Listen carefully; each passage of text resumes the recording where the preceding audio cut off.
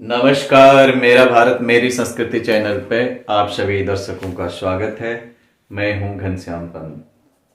आशा करता हूं आप सब लोग अपने अपने घरों में खुशी के साथ रह रहे होंगे और ईश्वर की कृपा आप सबको प्राप्त हो, यही मंगल कामना मैं करता हूं। आज जिनका जन्मदिन है उन्हें जन्मदिन की ढेर सारी शुभकामनाएं, और जिनका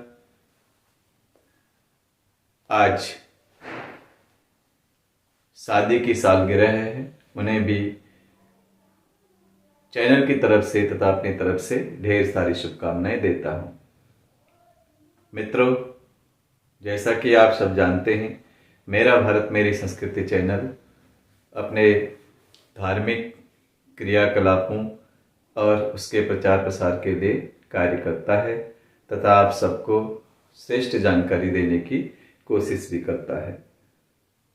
आज का जो मुख्य विषय है वह है धन में, घर में धन का न रुकना, पैसे का न रुकना।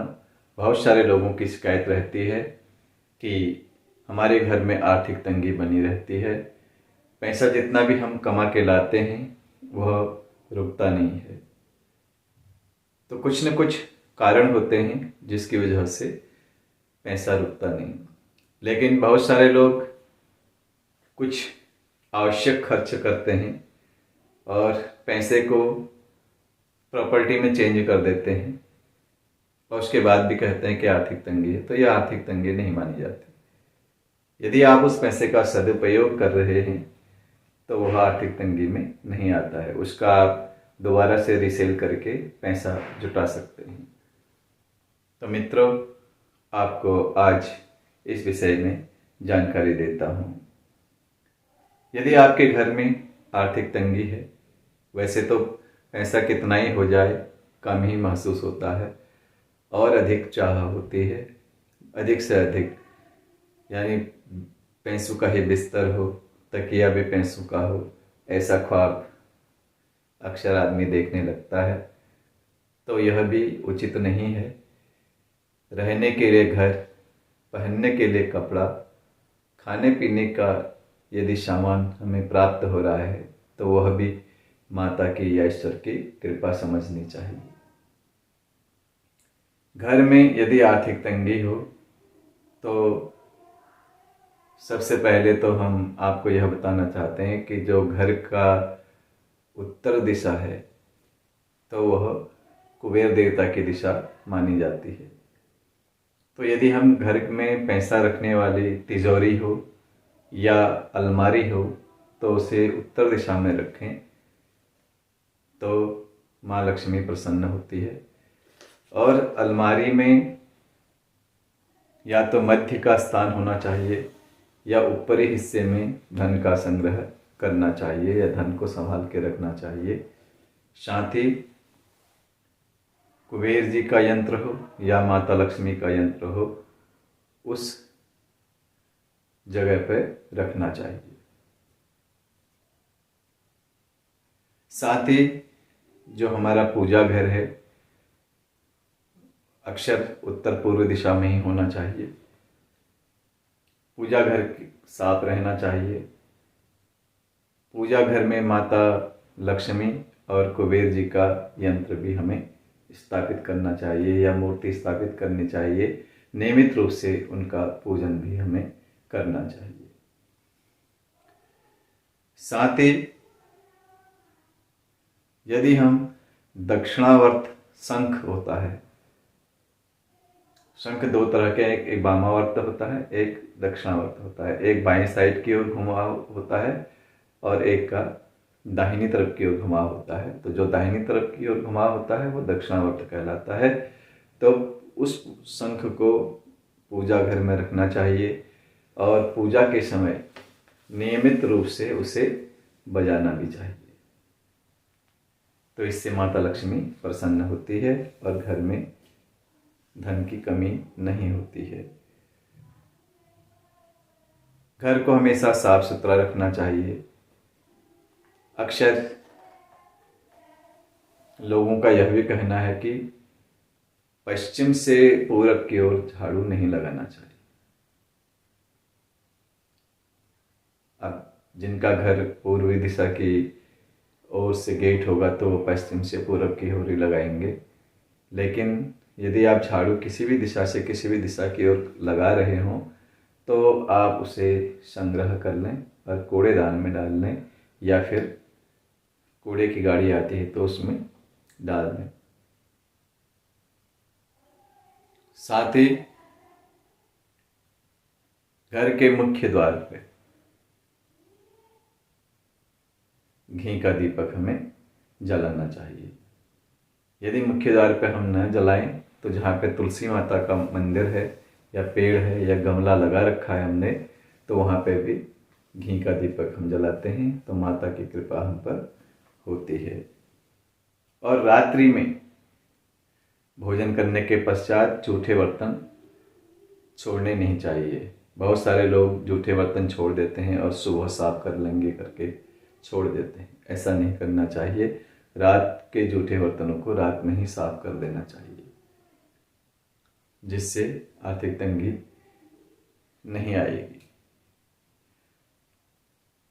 और हमें मंगलवार और बुधवार के दिन किसी को न तो धन देना चाहिए और न किसी से धन लेना चाहिए। इससे क्या होता है कि जो धन देता है तो उसके धन वापसी के चांसेस बहुत कम हो जाते हैं, तो वो भी परेशान रहता है। और जो कर्ज लेता है यानी जो धन ले रहा है वो कर्ज के बोझ तले हमेशा दबा ही रहता है, तो वह भी परेशान रहता है। यानी मंगलवार और बुधवार के दिन धन देने वाला भी और धन लेने वाला भी दोनों आर्थिक तंगी में फंसे रहते हैं। तो इस दिन हमें कभी किसी को धन न तो देना चाहिए और न लेना चाहिए।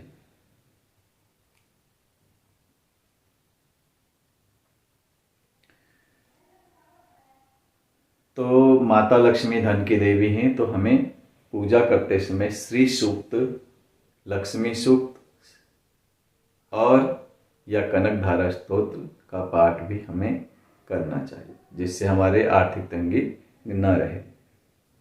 ये बहुत ही सटीक उपाय हैं और इनको करने से लाभ ही होता है।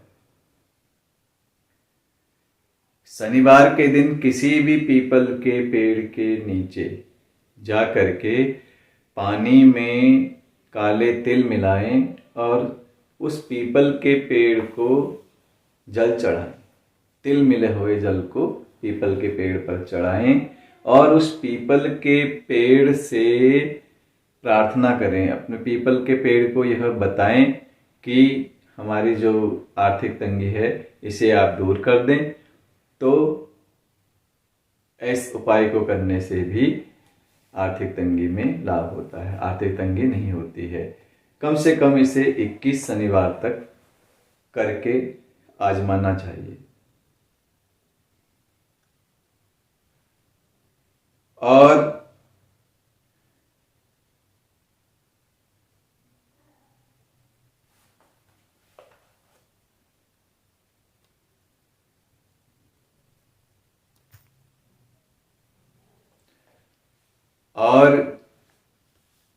घर में जितने भी हमारी महिला सदस्य हैं, माताएं हैं, बहनें हैं और भी रिश्तेदार हैं, तो जो महिला जाति के लोग हैं उनका कभी भी हमें अपमान नहीं करना चाहिए, हमेशा उनका सम्मान करना चाहिए। उनका सम्मान करने से भी माता लक्ष्मी प्रसन्न होती हैं और हमारी जो आर्थिक तंगी है उससे हमें हमेशा दूर रखती हैं। और हमेशा यह कोशिश करनी चाहिए कि सूर्योदय से पहले हमें प्रातःकाल उठ जाना चाहिए। सूर्योदय से पहले हमें सो करके उठ जाना चाहिए। स्नान इत्यादि करके हमें पूजा पाठ, भगवान का स्मरण करना चाहिए, ध्यान करना चाहिए, जप करना चाहिए। संध्या वंदन कहते हैं, तो जो लोग गायत्री का ध्यान करते हैं, गायत्री का जाप करते हैं, तो उन्हें सूर्योदय से पहले उठ करके यह सब करना चाहिए। इससे भी हमें जो दरिद्रता है उससे मुक्ति मिलती है। घर की आर्थिक तंगी से हम दूर हो जाते हैं और घर में माता लक्ष्मी की कृपा होती है, कुबेर जी की कृपा होती है और हमें आर्थिक तंगी नहीं होती है। अपने बुजुर्गों का सम्मान करना चाहिए। बड़े बुजुर्ग हैं, माता पिता हैं, घर में जो भी सयाने लोग हैं उनका मान सम्मान बनाए रखना चाहिए, उनके आज्ञा का पालन करना चाहिए। जितना भी हो उन्हें हमें प्रसन्न रखने की कोशिश करनी चाहिए, जिससे नकारात्मक शक्तियां दूर रहेंगी, सकारात्मक शक्ति का प्रवाह घर में होगा और माता लक्ष्मी की कृपा भी हमें प्राप्त होगी।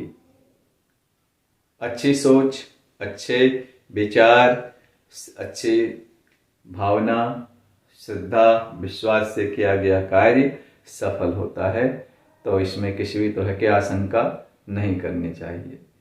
यह जो उपाय हैं यह स्वयं करने वाले उपाय हैं और स्वयं यदि हम करेंगे तो उसका फल भी हमें अवश्य प्राप्त होगा। इसमें किसी भी तरह की शंका हमें नहीं करनी चाहिए। इन उपायों को करें, आजमाएं और माता लक्ष्मी की कृपा का फल प्राप्त करें। यदि आप इस चैनल से पहली बार जुड़ रहे हैं तो इसे सब्सक्राइब करें। पहले से जुड़े हुए हैं तो विषय पसंद आए तो लाइक करें और एक दूसरे के साथ शेयर जरूर करें। चैनल का मुख्य उद्देश्य धार्मिक क्रियाकलाप और अपने जो संस्कृति है, दैवी संस्कृति का प्रचार प्रसार करना चैनल का मुख्य उद्देश्य है। आप सब लोग खुश रहें, सुखी रहें, स्वस्थ रहें, मस्त रहें। इन्हीं मंगल कामनाओं के साथ आप सबका आभार। नमस्कार।